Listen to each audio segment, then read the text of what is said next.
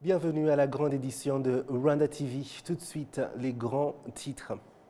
L'inspecteur général de la police des Seychelles, Ted Barbe, est en visite de 4 jours au Rwanda. Il a indiqué que son pays est prêt à parfaire son partenariat avec la police rwandaise.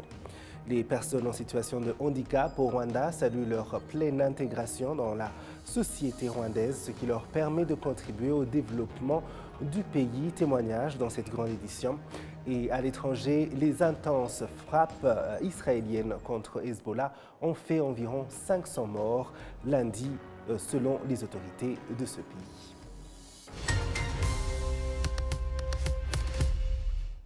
Encore une fois, bienvenue, chers téléspectateurs de la télévision rwandaise. Je suis David Carmel Ingabire et c'est une joie de vous retrouver.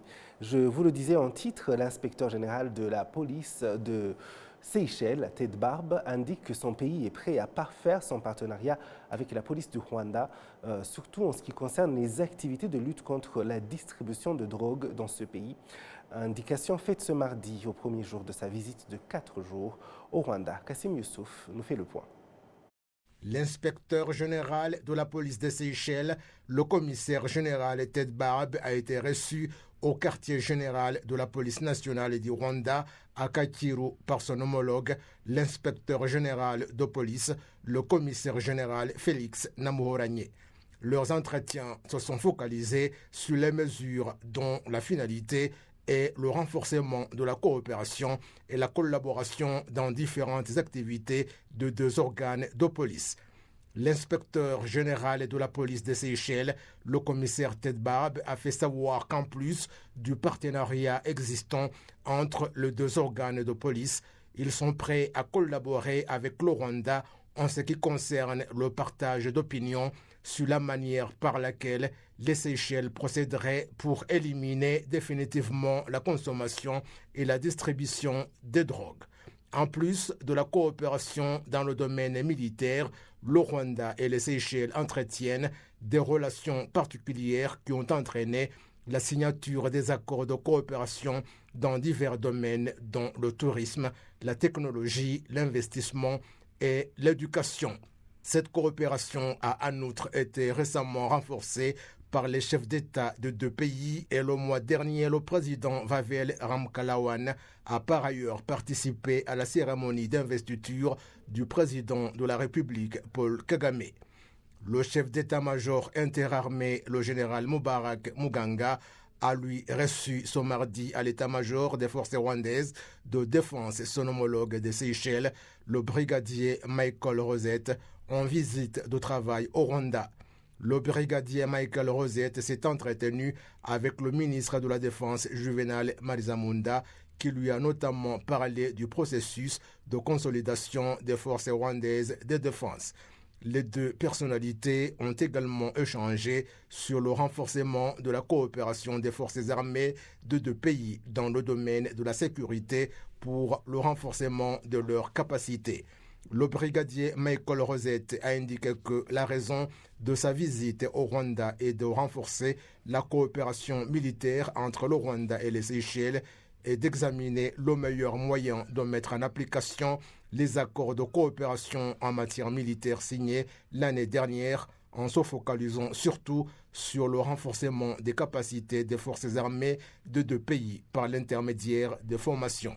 Les forces rwandaises de défense et l'armée des Seychelles entretiennent déjà des relations de coopération militaire en ce qui concerne notamment la lutte contre le terrorisme, la préservation de la sécurité maritime, le partage d'informations et de formations militaires. Le brigadier Michael Rosette et sa délégation vont en outre visiter l'académie militaire de Gako en district de Bugesera.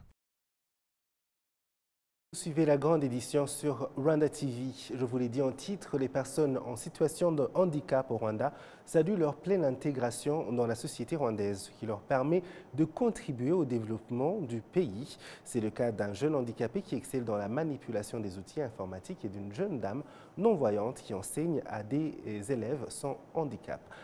Jean Damascène Maniching nous en dit plus. Bizamenyimana Jean-Pierre vit au nord du Rwanda avec handicap. Il n'a pas ses 2 mains. Malgré son défi physique, il est déterminé à devenir un expert en technologie et poursuit ses études secondaires avec détermination. Mes études à l'école maternelle, primaire et secondaire, je les ai faites avec détermination et je me suis intégré totalement. À l'école technique, Bizamenyimana est passionné des cours de programmation informatique et fait preuve de compétences exceptionnelles, comme en témoignent ses pairs qui n'ont pas d'handicap. Jean-Pierre est un élève brillant. Il arrive premier de notre classe. Il obtient un score supérieur à 80% en classe. À moins d'une année pour terminer ses études secondaires, Bizamenyimana aspire à créer une entreprise technologique de haut niveau car il est convaincu que l'handicap ne peut pas entraver ses rêves. Une personne handicapée est comme toute autre personne. Elle peut travailler et aller plus loin dans cette vie. Le plus important est la volonté et la passion et cela suffit. Il n'y a aucun handicap qui l'empêcherait de le faire et ainsi réaliser ses rêves. Surmonter un handicap physique est un pari réussi aussi par Gloria Ouamahoro, une jeune fille aveugle. Elle a perdu la vue à l'âge de 3 ans et aujourd'hui âgée de 30 ans, elle est enseignante de langue à l'école secondaire au nord du Rwanda. Comment réussit-elle à enseigner? J'ai ici un appareil appelé Orbit Rider qui possède une carte mémoire. J'enregistre mon cours sur une carte mémoire qui le transforme en écriture braille que je parviens à déchiffrer. Je donne les notes aux élèves par avance et à l'aide de mon appareil Orbit Rider, je leur donne les explications nécessaires.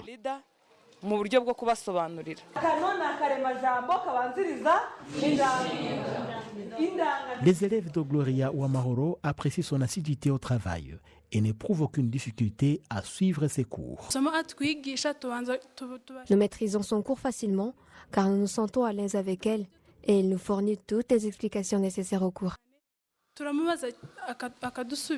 Cette enseignante invite à la valorisation des personnes en situation de handicap. Il faut considérer les compétences de quelqu'un avant de s'attarder sur son handicap. J'interpelle les parents, l'handicap n'est pas synonyme d'incapacité. L'inclusion des personnes en situation de handicap au Rwanda a permis à ces dernières d'embrasser divers métiers et parviennent ainsi à subvenir à leurs besoins au quotidien.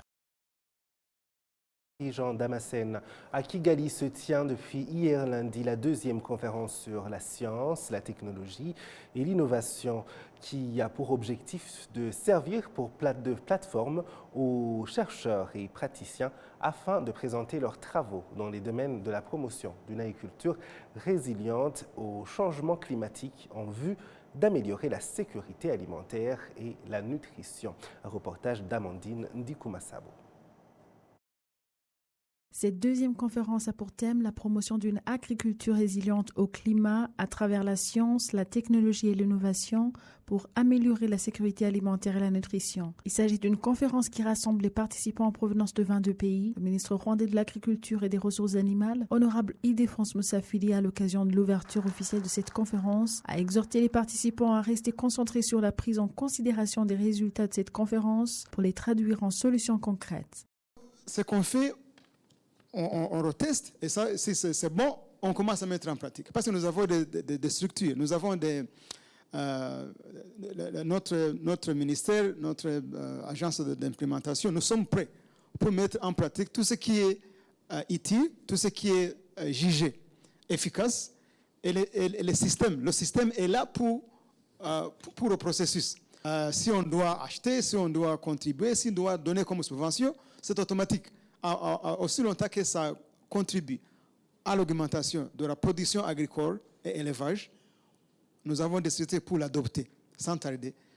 La conférence réunit également les scientifiques, praticiens et décideurs politiques pour débattre et chercher à accélérer le processus d'adoption de la science, de la technologie et de l'innovation pour la transformation des systèmes agricoles et alimentaires à travers l'échange d'expériences scientifiques, d'innovation et de technologie. L'honorable Ildefonse Musafiri a souligné l'importance du fait que les discussions mènent à des stratégies pratiques qui relèvent les défis liés à la sécurité alimentaire, à la nutrition et à la résilience face aux effets du changement climatique. Mise en pratique. Et si c'est très utile pour notre population, nous le captons. et nous mettons en processus. Et puis nous communiquons. Si on a découvert, par exemple, un nouveau produit chimique pour les insectes, par exemple, ce qu'on fait, on fait l'adaptabilité, et puis quand ça passe, on fait les tests d'efficacité, et quand ça passe, on commence à éduquer la population à l'adopter et à l'acheter. Et c'est tout. Parce que le système est en place pour assurer que ce qui est nouveau, ce qui est utile, ce qui est bénéfique pour la population soit bien exécuté. Il y a également une exposition de projets de recherche en agriculture et en élevage. Le Rwanda s'engage à jouer un rôle important dans la promotion de l'utilisation de la science, de la technologie et de l'innovation pour promouvoir l'innovation agricole. Au deuxième trimestre 2024, le secteur agricole a connu une croissance de 7% et a contribué à hauteur de 25% au produit intérieur brut du pays. Amandine Dikumasawo pour la télévision rwandaise. Vous suivez votre rendez-vous quotidien avec l'information, la grande édition sur Rwanda TV. Parlons environnement cette fois-ci. L'Office rwandais de protection de l'environnement, REMA, indique que suite aux espèces vivantes que regorge le marais de Rugezi, le gouvernement du Rwanda a adressé à l'UNESCO une demande pour qu'il soit inscrit au patrimoine mondial. Des recherches qui ont été effectuées ont en effet révélé qu'on y trouve environ 600 espèces animales et végétales, dont 433 nouvelles. Kassim Youssouf. Le marais de Rugezi s'étend sur différents secteurs des districts de Burera et Gicumbi en province du Nord, et la population vivant à ses environs indique avoir compris son importance et qu'elle doit ainsi le protéger. Nous protégeons le marais de Rugezi parce qu'on y trouve des grues couronnées, des oiseaux et différentes espèces animales et végétales, notamment du poisson-chat qu'on peut se nourrir. Nous les protégeons parce qu'avant, les enfants ne permettaient pas qu'ils grandissent. Nous avons aussi planté un arbre pour les grues couronnées, l'arbre qui a été offert aux enfants pour qu'ils puissent protéger le marais de Rugezi. Nous assurons bien sa protection pour que nous puissions être éclairés matin et soir. On allait y chercher des herbes pour tisser des nattes et pour la nourriture des vaches. Depuis un certain temps, des recherches sont effectuées dans ce marais afin de découvrir sa biodiversité, comprenant surtout des grues couronnées. Le directeur de l'Office en charge de la protection de la biodiversité et son milieu naturel, le Dr Sengimana Olivier, indique que cette enquête leur a permis d'avoir la situation de toutes les espèces vivantes que regorge le marais de Rugezi. byose byagiye bigira umusaruro twatangiye kubara imisambi muri 2017 kigiye twabaza imisambi magana. Les résultats ont été satisfaisants. Nous avons commencé par compter les grues couronnées en 2017 et nous avons trouvé 487 après 3 ans de travail, et jusqu'en cette année, nous avons dénombré 1293. Vous comprenez que la population des grues couronnées a augmenté et chaque année, nous les comptons. C'est donc une bonne chose à féliciter qui montre que si nous conjuguons nos efforts en tant que Rwandais, rien ne peut nous être impossible. C'est un marais qui héberge environ le quart de toutes les grues couronnées que nous avons au Rwanda. C'est leur milieu de reproduction, et si nous avons décidé de nous en occuper de manière particulière en collaboration avec le gouvernement, c'est pour que les grues couronnées accroissent de plus en plus et qu'elles s'épanouissent bien. Cela veut dire que toutes les activités que nous avons réalisées, c'est pour que les grues couronnées et d'autres espèces vivantes qui s'y trouvent puissent disposer d'au moins une place où elles peuvent se reproduire et s'épanouir. La direction générale de l'Office rwandais de protection de l'environnement, REMA, indique qu'ils sont en train de travailler sur ce marais de Rugezi pour voir comment l'inscrire au patrimoine mondial suite à la façon par laquelle il est protégé.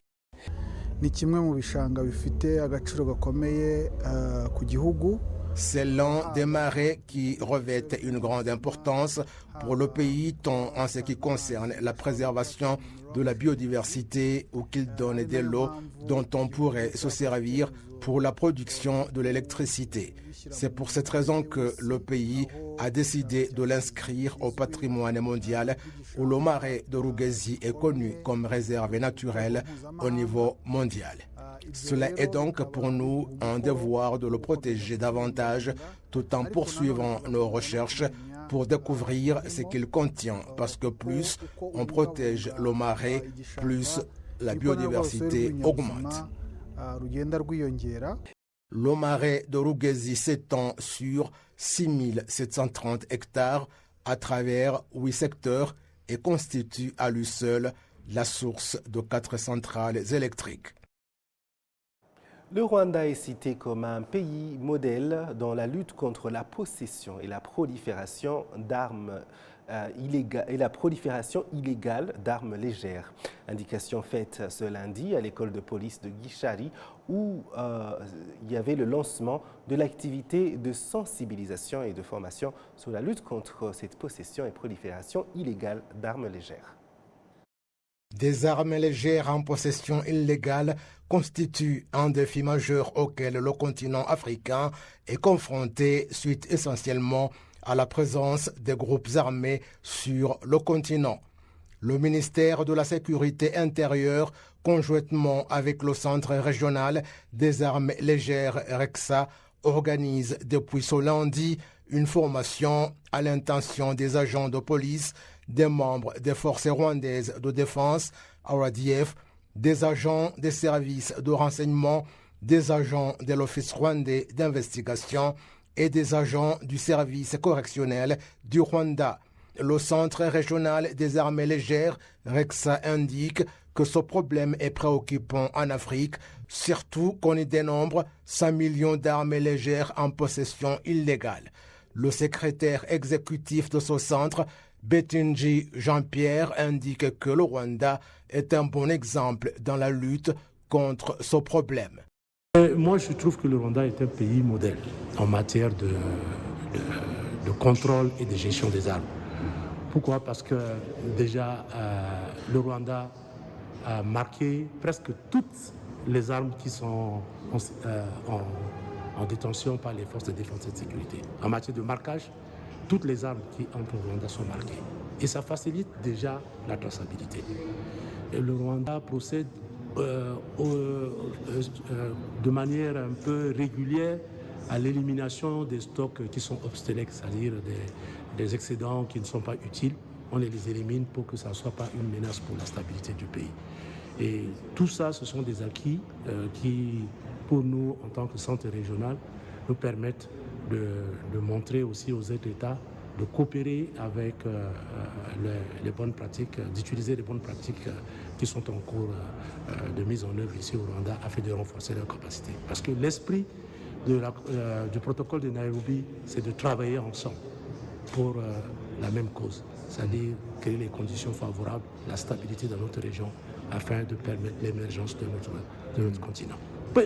Dans la vie, je crois que pour un continent comme le nôtre, qui compte plus d'1,4 milliard d'habitants, un continent en émergence, si nous ne rêvons pas un futur glorieux, qui viendra le faire à notre place? Quand vous soulevez la question du Rwanda, j'ai lu il y a quelques jours le taux de croissance au Rwanda, qui est de 9,7%. Taux de croissance. Si le Rwanda atteint ce taux de croissance, c'est dû à quoi? À mon avis, c'est parce que le Rwanda a créé les conditions favorables à la stabilité. Et donc, quand il y a la stabilité, quand on maîtrise un certain nombre de questions de sécurité, il n'y a pas de raison que le pays puisse se développer. Et donc, je pense que tous les pays qui aspirent au développement, s'ils font des efforts pour essayer de résoudre, d'amener des réponses aux problèmes de sécurité, il n'y a pas de raison que ces pays-là puissent aussi se développer. Et c'est le souhait pour nous, Africains, d'atteindre cet objectif. Donc c'est un objectif qui est possible, mais à condition que nous le fassions ensemble, en concertation. Là où il y a des difficultés, et il va falloir aussi apporter des réponses collectives. Et ce n'est qu'en travaillant ensemble que nous pouvons faire de l'Afrique un continent qui, d'ici 2063, doit être aussi un continent qui soit aussi reconnu comme un continent qui dispose des ressources, des capacités que nous pouvons aussi partager avec d'autres continents. Tel est le rêve de l'Afrique. Donc rien n'est impossible. Ce sont les Africains qui doivent être les premiers acteurs de cette recherche de stabilité. Et moi, j'y crois fermement en tant qu'Africain. Et je pense que nous sommes sur le bon chemin. Et peut-être avec beaucoup de conviction, nous parviendrons à relever les défis de l'Afrique. L'on trouve en Afrique d'armées légères en possession illégale, alors que l'objectif de faire cesser le bruit des armes sur le continent africain est fixé pour 2030. Économie à présent, avant de passer à l'international. Le rapport Rwanda Economic Update de la Banque mondiale, branche du Rwanda, révèle qu'au Rwanda, 500 000 nouveaux emplois ont été créés entre 2021 et 2023, entraînant une réduction de 7% du taux de chômage pour se situer au-dessous de 15% au début de cette année 2024. Le rapport Rwanda Economic Update, rendu public le 17 septembre cette année, montre que le commerce de gros et de détail s'est approprié 13% des nouveaux emplois en question, l'industrie de construction 10%, le transport et l'industrie 6% chacun. Ce rapport révèle en outre que ce sont surtout les femmes qui ont pu trouver de l'emploi plus que les hommes. Selon ce rapport, la création de beaucoup d'emplois a été observée dans des supermarchés et dans l'industrie de transformation des pommes de terre parce que pour un grand nombre de consommateurs, le pouvoir d'achat s'est accru. Nous avons embauché environ 60 personnes, surtout à Musanze, où nous avons une usine de production de frites qui collabore étroitement avec les cultivateurs de pommes de terre. Au fur et à mesure que le marché s'agrandit, plus le nombre des employés augmente parce que la majorité de nos employés sont des jeunes fraîchement sortis de l'université avec des connaissances en food science. Plus le marché s'élargit, plus nous grandissons. La part de l'agriculture dans la création des nouveaux emplois est de 43%, ce qui a entraîné une réduction de 7% du taux de chômage depuis 2021 pour s'installer en dessous de 15% au début de cette année. Les statistiques de l'Institut national des statistiques au Rwanda révèlent que jusqu'en mai 2024, ce sont environ 2 300 000 personnes qui avaient de l'emploi, dont 2 800 000 sur 8 100 000 en âge actif, disposent d'un emploi permanent. L'expert de la Banque mondiale, le Dr Calvin Zebaz, Geofac, indique que le marché de l'emploi s'est développé au cours des 3 dernières années, suite surtout à une croissance économique favorable. Les consommateurs au marché rwandais sont confiants et cet accroissement s'explique surtout par la façon par laquelle le secteur privé s'est développé. Le secteur financier a bien accordé des prêts, ce qui a favorisé le développement du marché du travail, ce qui s'est accompagné par la diminution des prix au marché. Tout cela a un impact sur l'augmentation du pouvoir d'achat des consommateurs, ce qui a fait que le produit intérieur brut s'est accru. Le pays a réalisé un grand pas en ce qui concerne le marché de l'emploi après la pandémie du Covid-19 parce qu'il a augmenté de 5% et donc actuellement le niveau de la création d'emplois se situe à 3% au-dessus de son niveau d'avant le Covid. 3 percentage points higher than where we were before the COVID crisis. Les secteurs dont l'offre d'emploi a été en dessous de 1% comprennent notamment l'énergie, l'eau, la gestion des déchets, les communications et l'art et les loisirs. La phase 2 des stratégies nationales de transformation NST2 prévoit qu'un 1,250 000 emplois seront créés entre 2024 et 2029.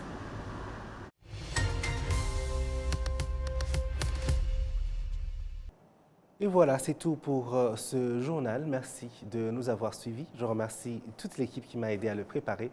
Au plaisir de très bientôt vous retrouver.